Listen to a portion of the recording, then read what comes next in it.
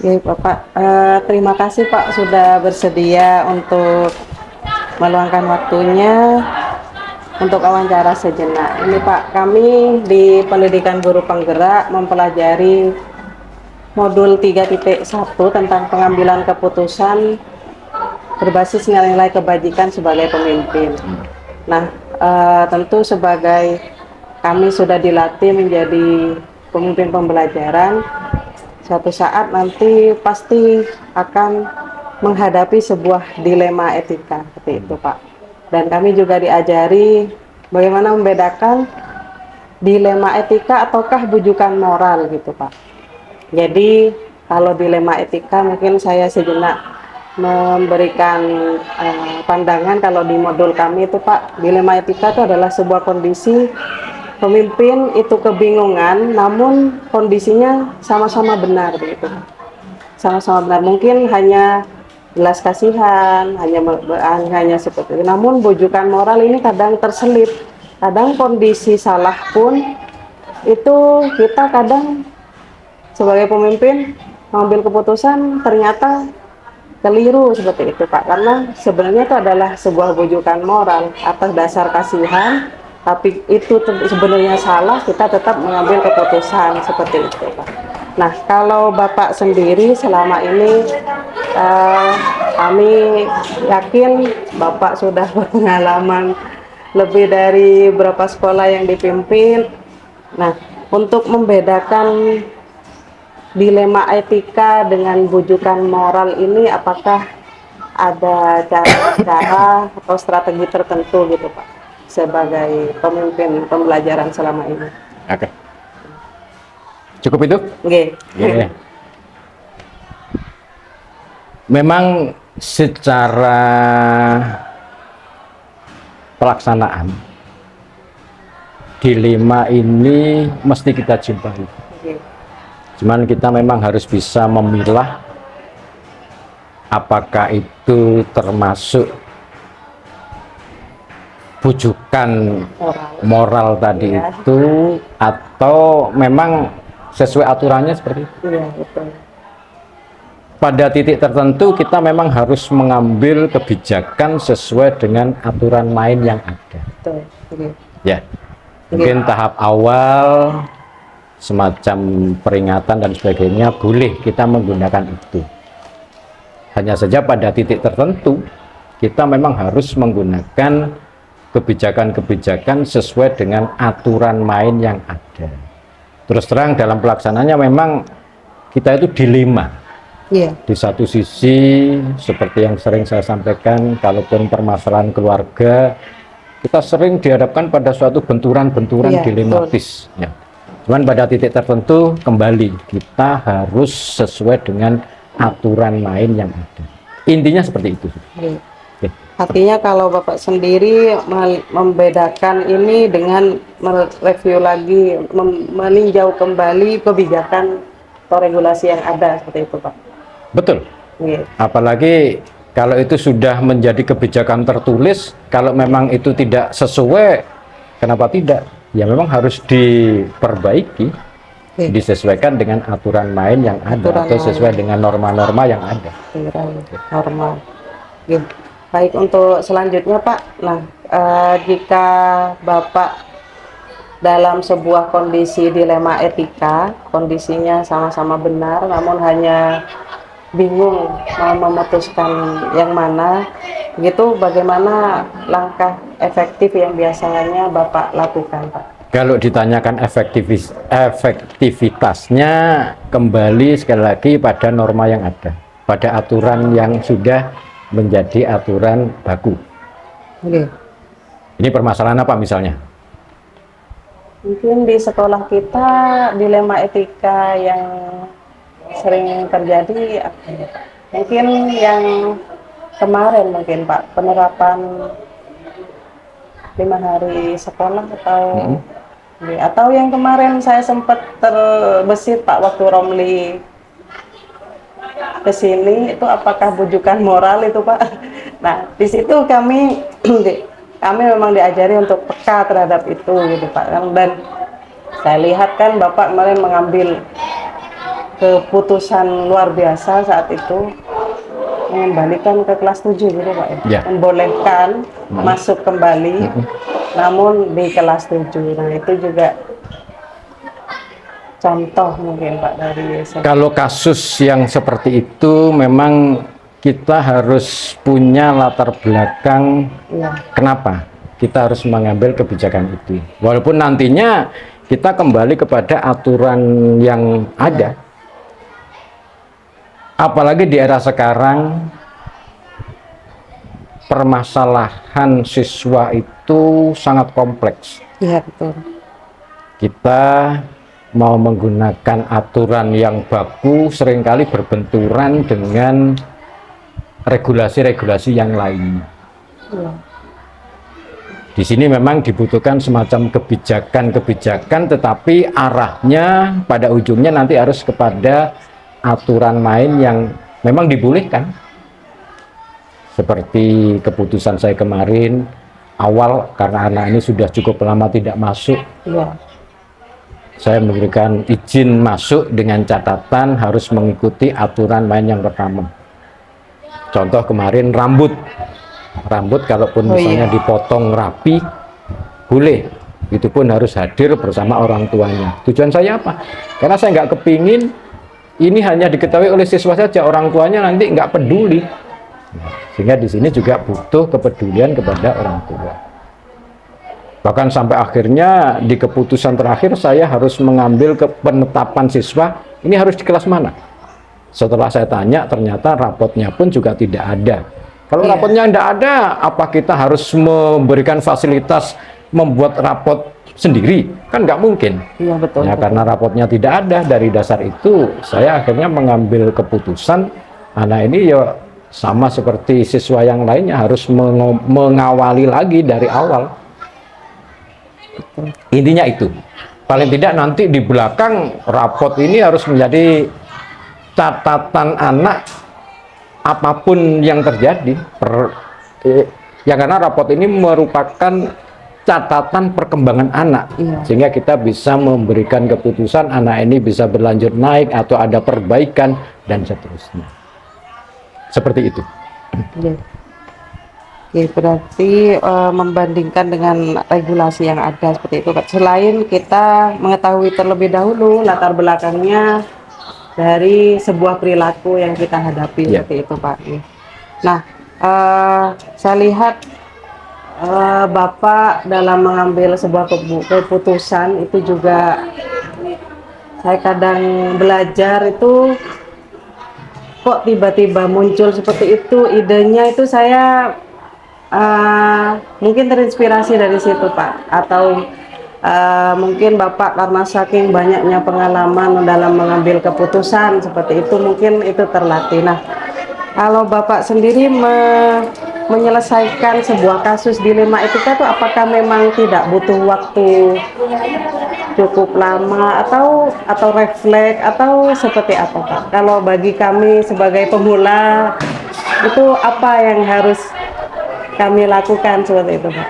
Ya, sebetulnya kita itu harus punya keyakinan dan alasan latar belakang yang kuat untuk bisa mengambil sesuatu keputusan. Ya memang itu tidak bisa serta-merta kita lakukan. Jam terbang ini pun juga berbagai macam kasus yang terjadi, ini harus menjadi catatan kita.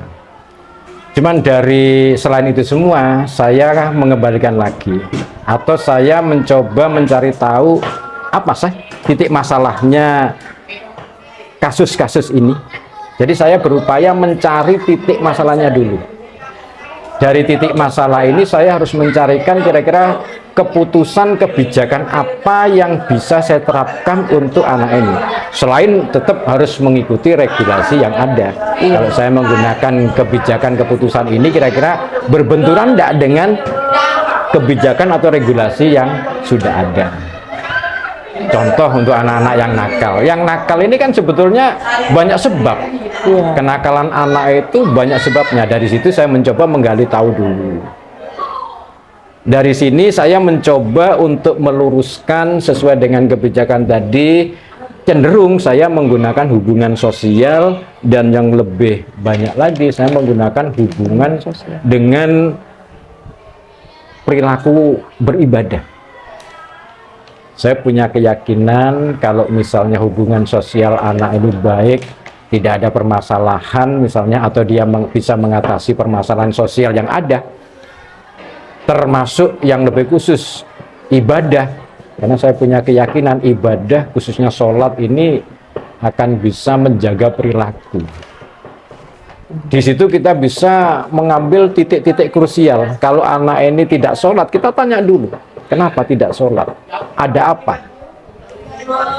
Cenderung saya mengatasi masalah ini, anak tidak sholat, kecenderungan biasanya subuh.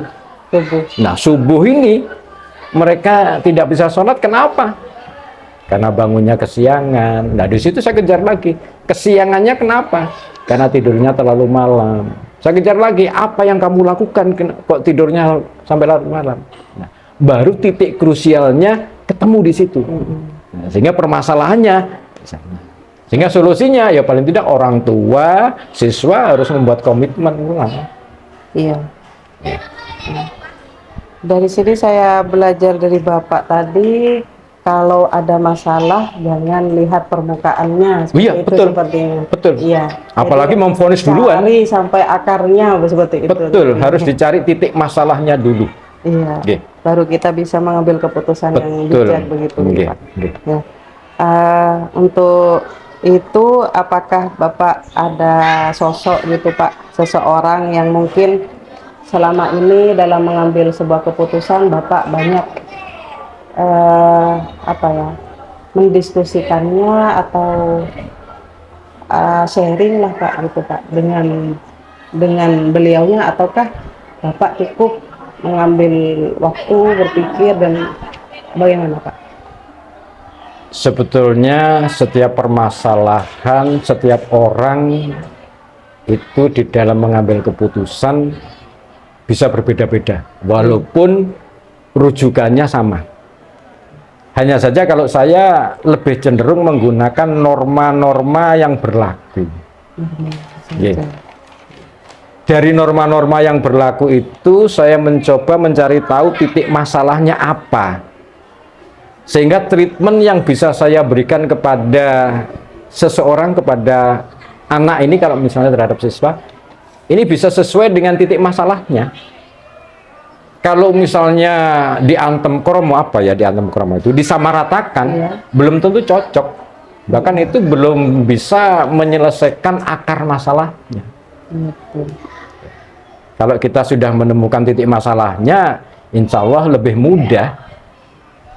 Bahkan sanksi atau kebijakan-kebijakan itu bisa relatif lebih ringan, lebih mudah dikerjakan perubahannya daripada kita menyamaratakan. Bahkan kalau kita menyamaratakan bisa jadi ada komplain nanti.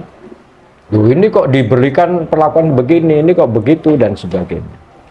Sehingga kembali lagi ya kepada keberanian kita.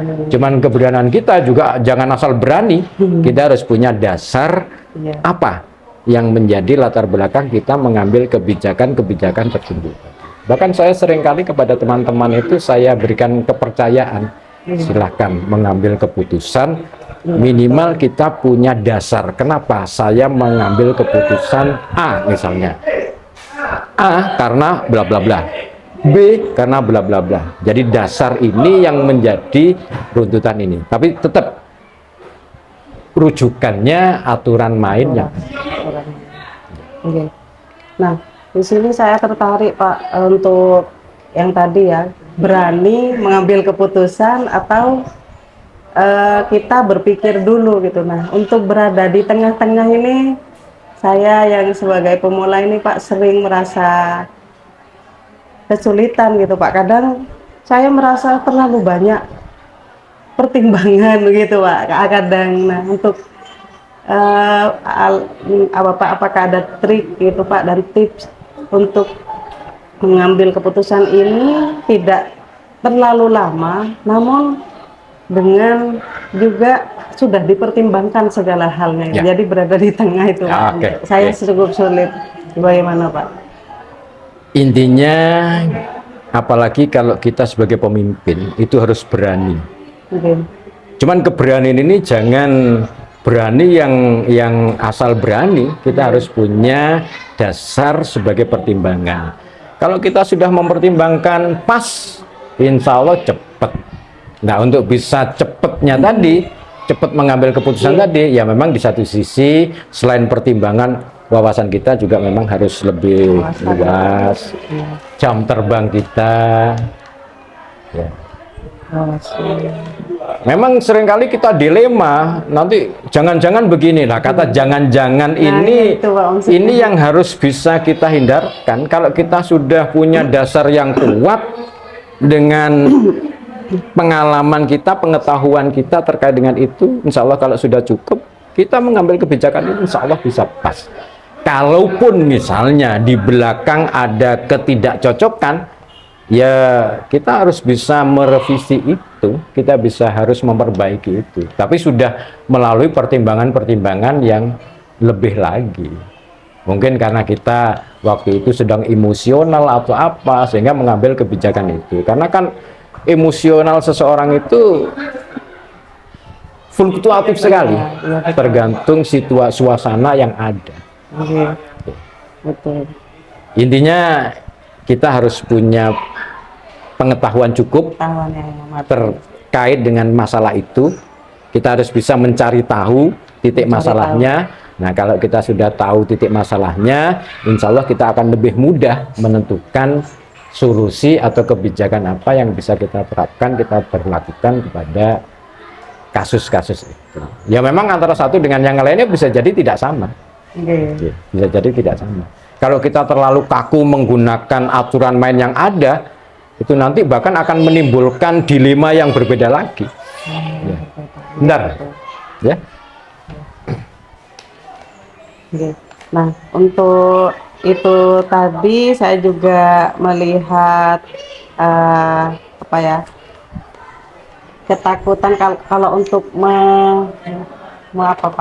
meminimalisir asumsi-asumsi pribadi kita sebagai pemimpin itu, Pak. Tadi Bapak bilang contoh, jangan-jangan nanti bawahan kita demo, jangan-jangan nanti banyak yang tidak cocok. Nah, itu terus menghantui biasanya, Pak, di saya, Pak. Kalaupun ada keputusan-keputusan kecil itu saya biasanya jangan-jangan ini Ya, gitu. Intinya kembali lagi.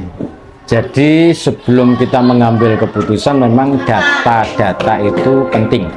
Contoh, kalau misalnya ada kasus, kita mencari tahu titik masalah itu kan data-data. Jadi kita jangan langsung mengvonis harus begini. Tidak, kita harus mengumpulkan data-data itu dulu. Data ini sebagai dasar pertimbangan kebijakan yang mana yang mau kita terapkan kepada ini. Termasuk kita mau mengambil keputusan terkait dengan ini, kalau perlu adakan semacam survei. Ya, semacam. Kalaupun tidak survei, kita ajak ngomong teman-teman dari yang mungkin berpengaruh atau yang mungkin punya pemahaman lebih. Nah, kita mencoba menggali informasi dari sana. Intinya tetap kita mengumpulkan data dulu. Dari data ini yang akhirnya bisa mengajak kita mengambil keputusan yang pas. Karena kalaupun misalnya kita tidak mengambil data, kita hanya menggunakan ego kita, pertentangan nanti bisa banyak. Kalau sudah seperti itu, ya kita bisa gagal merencanakan sesuatu kalau misalnya pertentangan terlalu besar. Kalaupun misalnya masih ada pertentangan, ya coba sebelum diambil keputusan, florkan dulu, diskusikan dulu dengan anggota kelompok tadi itu. Kira-kira yang baik yang mana? Contoh seperti saya tadi hari ini tadi ya, ini kan juga upaya saya di dalam menggali informasi. Penjajakan ya, Pak. Iya, saya menggali informasi kira-kira pemahaman teman-teman atau kira-kira yang dirasakan teman-teman apa. Namun secara umum tadi saya melihatnya, oh berarti kebijakan ini bisa diteruskan. Tapi kalau misalnya ada benturan yang terlalu keras dan itu tidak ada solusi, ya kita jangan memaksakan diri untuk mengambil kebijakan ke sana. Kita harus segera mencari solusi, atau kalau memang diperlukan menghentikan. Nah, ini jangan karena kita ego seperti ini kemudian diteruskan saja. Ya nanti kegagalan akan terjadi. Penting di sini ada catatan besar saya barusan Pak, melibatkan orang-orang itu juga penting ternyata. Sangat penting. Mewadahi aspirasi. Betul. mereka, Pak. Karena itu bukan kebijakan individu. Iya. Itu adalah kebijakan bersama. Iya. Betul. Kalau selama ini terakhir ini Pak, untuk tantangan yang biasa Bapak hadapi selama ini ketika menghadapi sebuah dilema etika itu apa Pak yang sering ditemui Pak tantangannya? Sebetulnya secara khusus tidak ada, hanya saja secara umum saya itu sering berbenturan kalau sudah dengan urusan anak. Manusiawi sebetulnya, cuman ya di sini dilema kita. Seringkali kita itu tidak bisa kalau sudah urusan orang tua, urusan anak, Keluarga, gitu. urusan keluarga secara manusiawi. Karena saya juga merasakan bagaimana. Ya cuman kita hanya menghimbau, ayolah kita bisa memilih dan memilah mana yang menjadi kewajiban kita, mana yang menjadi dispensasi kita. Saya hanya mengajak ke sana. Cuman secara umum ya kita harus tetap berani mengambil keputusan yang sesuai dengan aturan main yang ada. Rasa belas kasihan berarti Pak ya? Belas kasihan. Yang ya sering manusiawi Iya. kita nggak bisa lepas dari itu. Kalau enggak, ya kita akan dinilai oleh mereka kita seperti robot. Iya, betul. Ya nggak punya perasaan dan sebagainya. Oke, oh iya, yang ini Pak, untuk selama berapa tahun Pak menjadi kepala Pak? 20. Saya menjadi kepala sekolah mulai 2007. 2007. Berarti sudah 17. Ya sekitar 17 tahun. Cuman ya untuk belajar menjadi pemimpin itu ya mulai awal mengajar itu sudah Jadi guru ya Pak. iya, karena di situ Tidak kan harus menunggu. tidak harus menunggu menjadi kepala sekolah. Dimanapun kita harus bisa menjadi pemimpin-pemimpin yang baik. Paling tidak kita bisa memberikan kemanfaatan kita. Kita memberikan kemanfaatan kan berarti kita sudah menjadi pemimpin di situ. Iya, dibutuhkan orang lain, mewarnai suatu lingkungan. Ini kan kita sudah memberikan pengaruh sebagai pemimpin tadi. Okay. Itu pembelajaran yang paling melekat Pak pada Bapak selama menghadapi kasus dilema etika itu apa Pak, dan di mana? Boleh diceritakan singkat Pak. Pembelajaran? Iya. Dari kasus dilema etika itu Bapak merasa Pak banyak mengambil pelajaran penting gitu Pak. Dan sampai saat ini kenangan itu terus melekat gitu Pak. Ya secara umum saya nggak punya momen-momen yang khusus. Cuman ya memang saya proses belajar untuk mengambil kebijakan seperti itu sudah dari awal dulu. Kebetulan saya juga belajar dulu menjadi kurikulum. Di situ banyak benturan. Waktu menjadi kurikulum. Mengatur jadwal itu aja nggak cocok dengan orang lain, kita harus memperhitungkan ini kira-kira biar nggak ada komplain bagaimana caranya. Dari situ saya belajar menjadi pemimpin yang sesungguhnya. Sehingga ketika saya di kepala sekolah, insya Allah masalah-masalah yang ada itu tidak nampak. Ya sebetulnya bagi orang lain mungkin itu masalah yang besar, tapi bagi saya insya Allah itu sudah hal yang biasa, harus saya ambil keputusannya. Cuman kembali lagi, kita harus punya data-data, kita harus punya informasi yang pas sehingga kebijakan yang kita ambil itu bisa berkenan bagi banyak orang. Yang paling penting lagi, dasar kita mengambil kebijakan tadi harus sesuai dengan aturan yang ada. Terus kita kalau memang ada ketidakcocokan harus bisa memberikan konfirmasi informasi yang betul. Iya. Sehingga sekali lagi kalau mau belajar jadi pemimpin yang, mohon maaf istilah saya, bijaksana, Bijaksana. ini yang memang harus banyak jam terbang. Kebiasaan kita mengambil keputusan, ya, Pak. ya, itu memang harus dibiasakan. Insya Allah kalau sudah dibiasakan, kita nggak akan ragu-ragu. Tapi tetap harus ada dasar untuk kita bisa mengambil keputusan tadi. Berbagai masalah, kalau misalnya siswa, kita harus bisa melihat dulu titik masalahnya apa. Nah, kalau titik masalahnya banyak, ya kalau perlu kita checklist positif negatifnya yang mana. Dibandingkan. Kita timbang nanti Timbang. lebih banyak mana mudorotnya dengan manfaat, dengan kerugiannya. Manfaat dengan kerugiannya harus kita timbang-timbang dulu. Itu barangkali. Iya. Ada yang lain lagi? Sudah, Pak. Terima kasih banyak atas waktunya, Pak. Monggo. Mohon maaf jika mengganggu. Nah, insya Allah ini juga sarana jenengan untuk belajar, ya, untuk Iya, makanya saya menambah memanfaatkan penguatan, betul. Iya. untuk menambah penguatan jenengan di dalam mengambil keputusan. Yang jelas keberanian wajib ada. Cuman jangan hanya asal sekedar modal berani, tapi tidak memperhitungkan hal-hal yang lain. Data sangat perlu.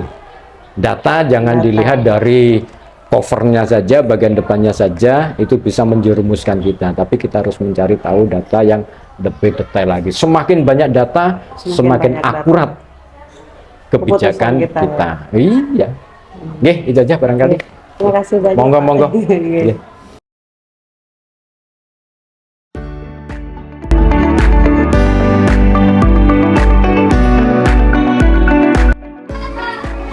Ya, saat ini saya sudah bersama Pak Jatmiko, Kepala dari SDN Sumber Centeng, Kota Anyar. Selamat siang, Pak Jat. Selamat siang, Bu Wistin. Ya, boleh minta waktunya sebentar, Pak, untuk boleh. kita wawancara sebentar. Ini saya sedang mempelajari modul 3.1, Pak, di pendidikan guru penggerak, di mana saya diharuskan untuk belajar langsung begitu, Pak, kepada para pemimpin bagaimana mereka mengambil sebuah keputusan dalam kondisi yang dilematis begitu, Pak. Jadi kami ada dua kondisi gitu, Pak. Satu yang namanya dilema etika. Biasanya ini pemimpin biasanya bingung menentukan karena kondisinya benar dan benar, Pak. Namun ada hal yang melatar belakangi yang itu biasanya membuat beliau para pemimpin tuh bingung gitu, Pak. Dan yang satu lagi adalah bujukan moral namanya, Pak. Nah, bujukan moral ini kadang kita sebagai pemimpin hanya mengandalkan belas kasihan, padahal kita tahu bahwa apa yang kita hadapi itu adalah kondisi salah, gitu, Pak. Jadi ada dua, dilema etika dan bujukan moral, Pak, namanya. Nah, kalau dalam selama Bapak memimpin sekolah ini, Pak, kalau Pak Jat sendiri bagaimana, Pak, membedakan dua kondisi tersebut, Pak? Dilema etika dan bujukan moral ini, Pak Jat, triknya agar bisa tahu cepat gitu, Pak. Oh, ini saya lagi dilema etika, atau oh ini saya sedang ada bujukan moral, saya tidak boleh selalu mengandalkan rasa peduli dan belas kasihan. Itu apa, Pak, triknya kalau selama ini yang dilakukan Pak Jat? Kalau trik saya, Bu, ya untuk menghadapi hal tersebut, pada intinya manusia itu memilih profesi itu sudah kehendaknya masing-masing, tidak ada yang menyuruh. Betul. Jadi harus konsekuen dengan apa yang sudah dipilih. Itu aja. Iya. Ya memang kalau bujukan moral itu memang kita manusiawi, Bu. Manusiawi, Tapi ya karena itu sudah pilihan, ya mau tidak mau ya harus sesuai dengan konsekuensinya tentang pilihannya menjadi aparatur. Gitu, Bu, ya, ASN, ya. Artinya Pak Jat kembali ke aturan gitu, Pak, Ya, bahwa kembali ini ke ada aturan. aturannya, ada regulasinya, dan di Iya. situ kita terikat begitu, Pak, ya. Itu caranya untuk membedakan. Nah, kalau Pak Jat selama ini Pak, jika dalam sebuah kondisi dilema etika ya Pak, bagaimana Pak Jat untuk proses untuk mengambil kebijakannya itu atau keputusannya itu gimana Pak? Misalnya nih ada apa ya? Contohnya ada guru yang sini sering ini Pak ya kita terjadi. Ada salah satu guru Bapak yang mungkin izin. Ya. Tapi memang benar anaknya lagi sakit atau sedang dirawat. Namun di sekolah juga ada hal yang harus segera diselesaikan gitu Pak. Nah, misalnya dalam kondisi dilema seperti itu, bagaimana Pak Jat mengambil sebuah keputusannya Pak? Ya, permasalahan itu yang memang sangat ruwet Bu ya. Iya, betul. Masalahnya kita juga sebagai ASN harus mengikuti aturan yang sebenarnya, tapi kita sebagai manusiawi pun juga tidak bisa mengambil kebijakan semena-mena. Tinggal kita lihat izinnya itu apa, kira-kira masih bisa ditunda meskipun hanya sesaat, mungkin seperti itu. Kalau memang sudah nggak bisa sekali, mungkin anaknya sudah yang sakit kritis, tapi kalau izin-izin yang lainnya ya masih bisa ditangguhkan. Kalau sudah bilang anaknya kritis, kita sebagai manusiawi pun juga tidak bisa untuk membiarkan hal itu kan gitu. Bisa ya terpaksa, dengan amat sangat terpaksa ya diizinkan. Artinya kalau sudah mendesak, mendesak Pak sekali, akan menganalisis kondisinya dulu. Kondisinya dulu. Apakah ini mendesak atau tidak? Ya. Jika memang mendesak, kalau misalnya masih bisa diwakilkan, baru kita memberikan izin. Gitu. Ya baik Pak. Nah, kalau untuk apa ya? Ini kan kami belajar dari Pak Jat bagaimana menjadi seorang pemimpin yang setiap mengambil keputusan itu bijaksana gitu Pak. Nah, menurut Bapak apa saja sih Pak hal-hal yang efektif gitu Pak, dianggap efektif ketika Bapak sedang kondisi dilema mengambil sebuah keputusan, itu ada hal efektif apa yang menurut Bapak oh ini penting gitu Pak dan membantu proses pengambilan keputusan dari Pak Jat Pak? Kalau saya ya yang efektif itu Bu ya, kadang-kadang kita itu apa istilahnya, kita belajar dari masalah-masalah yang sebelumnya. Belajar dari masalah-masalah sebelumnya. Ya, jadi tidak langsung mengambil keputusan seperti ini, tidak. Jadi kita harus belajar dari pengalaman sebelumnya, sehingga yang diberi keputusan itu tidak merasa sakit hati dengan keputusan saya yang mungkin dianggap mereka kurang bijaksana. Baik, ini penting sekali Pak. Saya mendapatkan pembelajaran dari Pak Jat bahwa pengalaman sebelumnya ini yang kita jadikan apa ya bahan untuk mengambil keputusan hari ini itu sangat penting gitu Pak ya. Ini Pak, apakah Bapak punya waktu khusus Pak untuk menganalisis sebuah kondisi dilema itu Pak? Atau ketika mengambil sebuah kebijakan, apakah Pak Jat itu cenderung mengambil waktu gitu Pak? Atau Bapak tidak harus mempunyai waktu, tapi memang sudah naluriah gitu Pak untuk mengambil sebuah kebijakan? Kalau Pak Jat selama ini bagaimana Pak? Kalau saya ya sudah naluriah kita lakukan, karena keputusan itu pun juga kan keputusannya kan harus segera diputuskan. Ya seperti itu. Jadi bagaimanapun kita dipaksakan, siap nggak siap untuk mengambil keputusan ya harus diputuskan pada hari itu juga, seperti itu. Jadi tidak butuh waktu khusus gitu Pak, karena memang keputusan sangat diperlukan seperti itu Pak. Nah, kalau sepanjang pengalaman Bapak menjadi pemimpin, apakah Bapak membutuhkan seseorang gitu Pak untuk, menurut Pak Jat ini butuh sosok ini misalnya Pak untuk mengambil kebijakannya agar lebih efektif, agar lebih mengena. Selama ini bagaimana Pak? Kalau saya untuk mengambil keputusan seperti itu, apabila terjadi problema di sekolah, itu saya sering sharing dengan sesama kepala sekolah Bu. Kalau sama anak buah kan ya, iya, sama sekolah, karena problemnya mungkin sama. Ya, berarti menurut Bapak sharing kepada orang yang dengan pengalaman yang serupa atau memiliki pengalaman yang sama, misalnya Kak, sesama KS gitu Pak. Ya. Terakhir ini Pak, apa sih pembelajaran yang Bapak peroleh dari selama Bapak memimpin?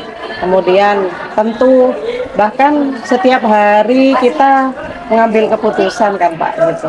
Nah, dari proses itu apa pembelajaran yang Pak Jat dapatkan Pak? Pembelajaran dari apa yang saya peroleh itu yang pertama ya harus memberikan keputusan yang bijak, betul-betul bijaksana ya, yang bagaimana orang yang memohon izin atau apa itu tidak merasa sakit hati dan paham apa yang menjadi kewajibannya. Itu Bu. Ya, tidak artinya keputusan itu tidak boleh menimbulkan masalah baru Iya, gitu Pak ya. masalah baru. Masalah baru, misalnya sakit hati dan sebagainya. Ya, terima kasih Pak Jat sudah meluangkan waktunya untuk saya yang saat ini masih belajar untuk menjadi calon guru penggerak. Tentu ini sangat bermanfaat bagi saya. Terima kasih Pak Jat. Ya, sama-sama Bu.